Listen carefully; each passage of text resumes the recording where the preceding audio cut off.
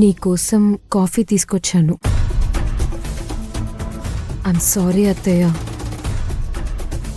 నేను కాఫీ తీసుకురావటం నీకు నచ్చదని నాకు తెలుసు, కానీ నీకు పొద్దున్నే కాఫీ తాగడం అలవాటు కదా, అందుకే తీసుకొచ్చాను.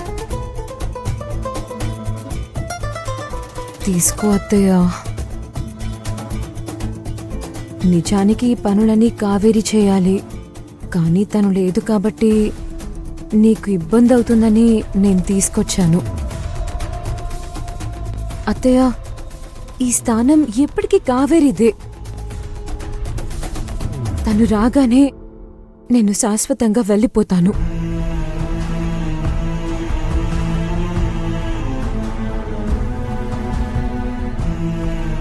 యమజ,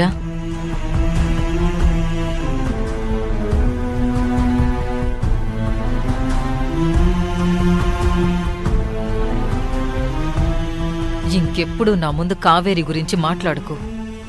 అది కాదత్తయ్య. అత్తయ్యనే చెప్తున్నాను,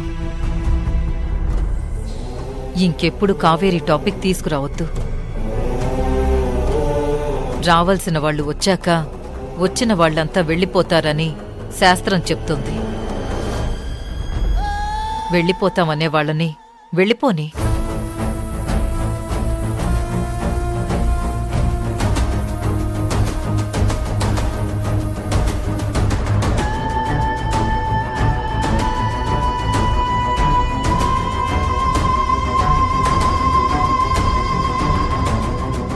కాఫీ చాలా బాగుంది అమ్మజ. థ్యాంక్స్ అత్తయ్య.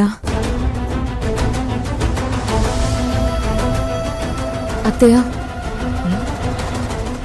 మీ టాబ్లెట్స్ అన్నీ ఇందులో పెట్టాను, వేసుకోండి. నేను బ్రేక్ఫాస్ట్ రెడీ చేసి తీసుకొస్తాను.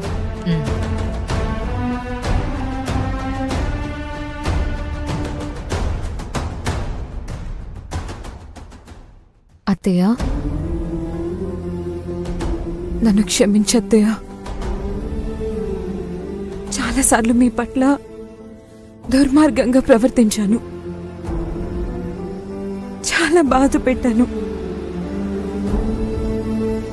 ఇప్పుడు నేను మారనని చెప్పినా నువ్వు నమ్మకపోవచ్చు, ఎందుకంటే నేనింతకు ముందు కూడా ఇలాగే చెప్పాను.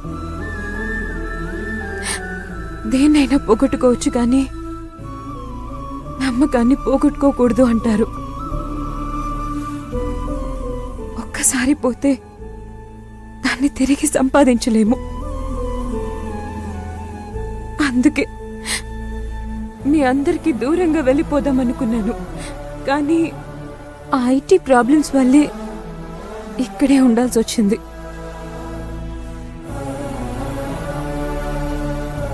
ప్రశ్నించే కోడలంటే ఏ అత్తకు నచ్చదు. నాకు మిమ్మల్ని చూస్తే కోపంగా ఉంది.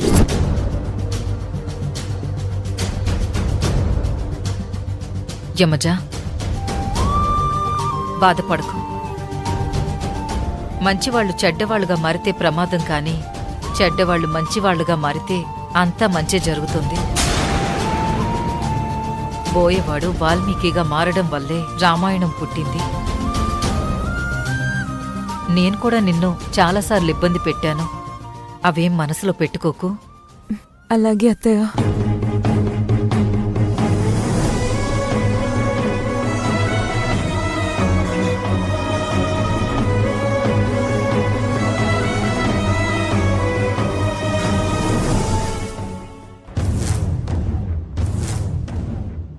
ఈ యమజ మళ్ళీ ఏదో ప్లాన్ చేస్తుంది. ఇప్పటికే కావేరి మీద అన్నికి కోపం వచ్చేలా చేసింది. ఇప్పుడు అన్ని మనసులో స్థానం కూడా సంపాదించింది. ఏదో ఒకటి చెయ్యకపోతే కావేరి అర్జున్ బాబులు శాశ్వతంగా దూరమైపోతారు.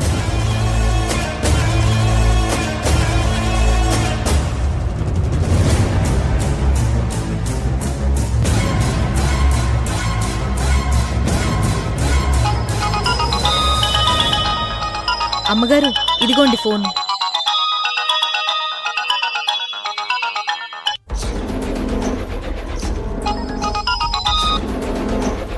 ఏంటే కాకి, ఇన్నాళ్లకు గుర్తుకొచ్చానా? ఎలా ఉన్నావు తల్లి? పెద్దమ్మా, నేను బాలేను.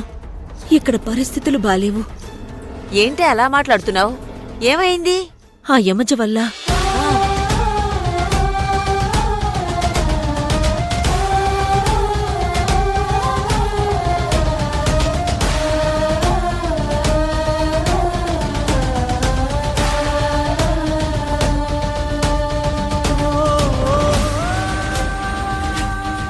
కావేరి వద్దన్నా వినకుండా యమజను 2 సార్లు క్షమించి వదిలేసింది.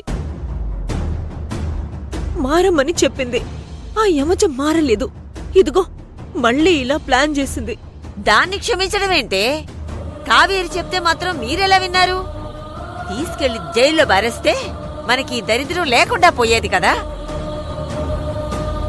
అయినా ఇంత జరుగుతుంటే నువ్వెందుకు నాతో చెప్పలేదు? చెప్పాలని అనుకున్నా పెద్దమ్మా.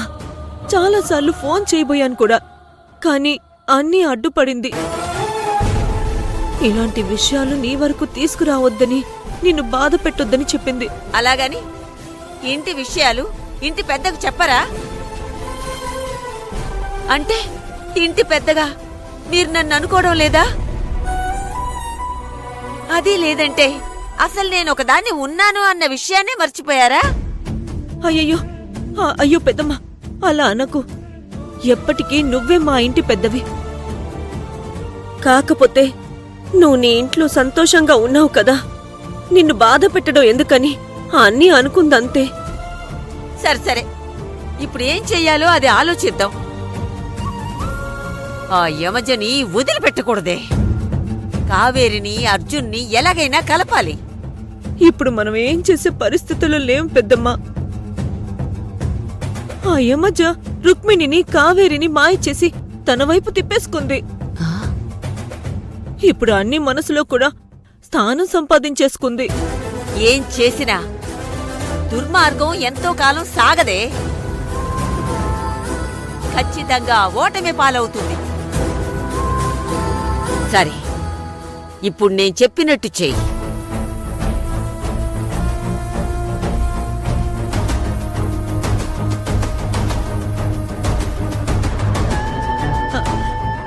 అలాగే పెద్దమ్మా. పెద్ద తలకాయ ఉంటే ఎలాంటి ఆపదనైనా దాటేయగలం అంటారు. అది నిజమని నిరూపించావు. చెప్పింది చెప్పినట్టు చెయ్యి. దెబ్బకి ఆ యమజ ఆట కట్ అవుతుంది.